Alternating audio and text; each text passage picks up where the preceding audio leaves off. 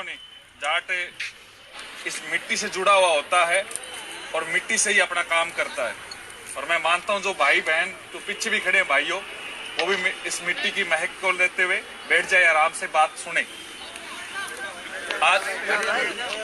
आज जो मैं आप लोगों के बीच में आया हूं, इसके लिए सोनू जी भी काफी दिनों से मुझे कह रहे थे कि आपको मैं समय दूंगा, आपको आना पड़ेगा। आपकी जो टीम काम कर रही थी वो काबिले तारीफ थी, लेकिन सरकार ने जिस प्रकार से एक 12 लाख से अधिक अभ्यर्थियों के साथ कुठारघात किया था, आप लोगों को पता है 2011 में राजस्थान सरकार में एक एग्जाम हुआ था आरटेट का, और उसके पश्चात दूसरा पेपर हुआ था। एन वक्त पे बीएड वालों को बाहर कर दिया गया था। पता है ना आप लोगों को क्यों कर दिया गया था? क्योंकि एनसीटी की जो गाइडलाइन थी उसमें बीएड वाले बाहर हो रहे थे। अब गाइडलाइन क्या हो गई है? चेंज हो गई है। जो नया नोटिफिकेशन आया है ना, उसमें स्पष्ट तौर से लिखा हुआ है कि बीएड वाले 1 से 5 की कक्षा के लिए पात्र होंगे। अब कई लोग ये कहते हैं कि कंसीडर लिखा हुआ है, गूगल मार लेते हैं, जितना नॉलेज है उसके हिसाब से, लेकिन मॉडल नहीं पढ़े उन लोगों ने। उनको पता नहीं है कि लेवल फर्स्ट में बैठने के लिए 30% इंग्लिश के भी आते हैं, भाषा के हिसाब से आते हैं ना, तो लेकिन इंग्लिश उतना ही पढ़ रहे हैं जितना उनको जरूरत है। उन्होंने मॉडल नहीं पढ़ा है। अगर सेल भी आ जाता है, उसमें स्पष्ट तौर से लिखा हुआ है sale be consider, sale be हो जाता है तो वो मस्ट हो जाता है, जरूरी हो जाता है, मान्य हो जाता है। हर हाल में बीएड वाले शामिल होंगे। इस प्रकार से एक पूरे राजस्थान में प्रोपेगेंडा बनाया गया, एक माहौल बनाया गया कुछ तथकथित बीएसटीसी वाले नेताओं के द्वारा।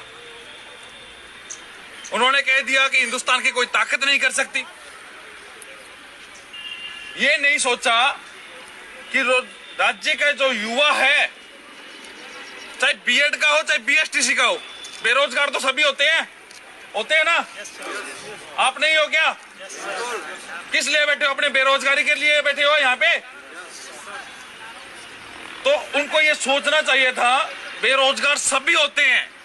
कंपटीशन में कोई भी प्राथमिकता का शब्द नहीं होता है। जो पढ़ता है वो आगे जाता है, जो सिलेक्शन लेगा वही सिलेक्शन लेगा, उसका सिलेक्शन होगा जो अच्छा करेगा। अब जब सुप्रीम कोर्ट बीएड वालों को अलाउ कर चुका है, आप तो नजदीक से ही हो, यूपी से, मथुरा आपके पास में ही है, ब्रिज भाषा आपके पास में है, ब्रिज वाले ही हो ना आप लोग? हैं? तो दूसरी बात यह है कि जब उत्तर प्रदेश में अलाउ कर चुके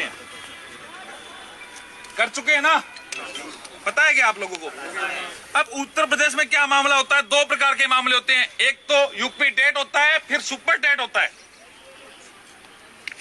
यूपी टेट है वो एज ए राजस्थान का रीट या आरटेट ही होता है।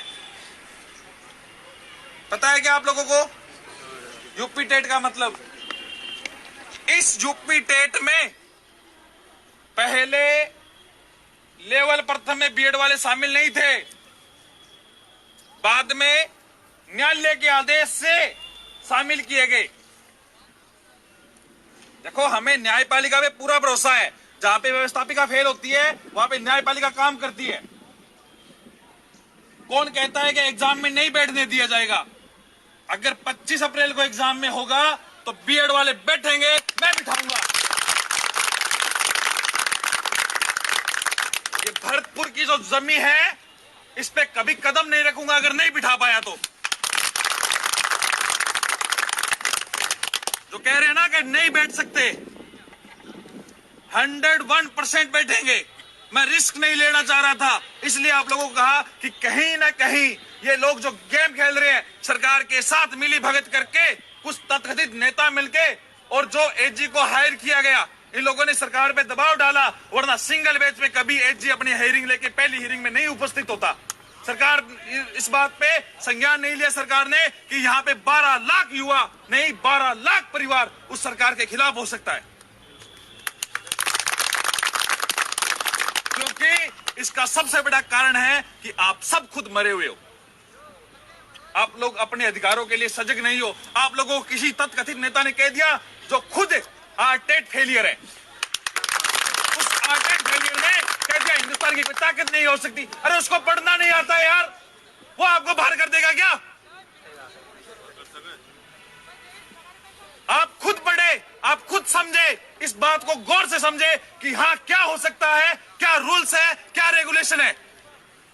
हम लॉ एंड ऑर्डर के हिसाब से काम कर रहे हैं और किसी भी प्रकार से हमें उच्च न्यायालय से जीत मिलेगी। उन्होंने एक और गेम खेला, क्योंकि आपको पता है युवा को जब प्रभावित होता है ना, उसको प्रभावित करने वाले बहुत सारे लोग मिलते हैं।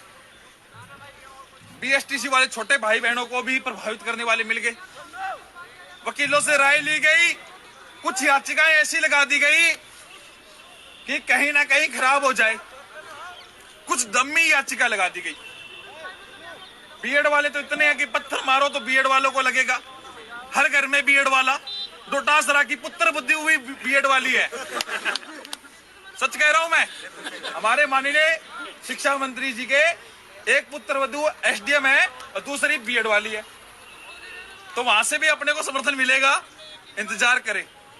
अब जो बीएड वाले हैं, कई ऐसे भी बीएड वाले हैं जिनको ज्यादा काम नहीं है, तो इस प्रकार की याचिका लगा दी गई जो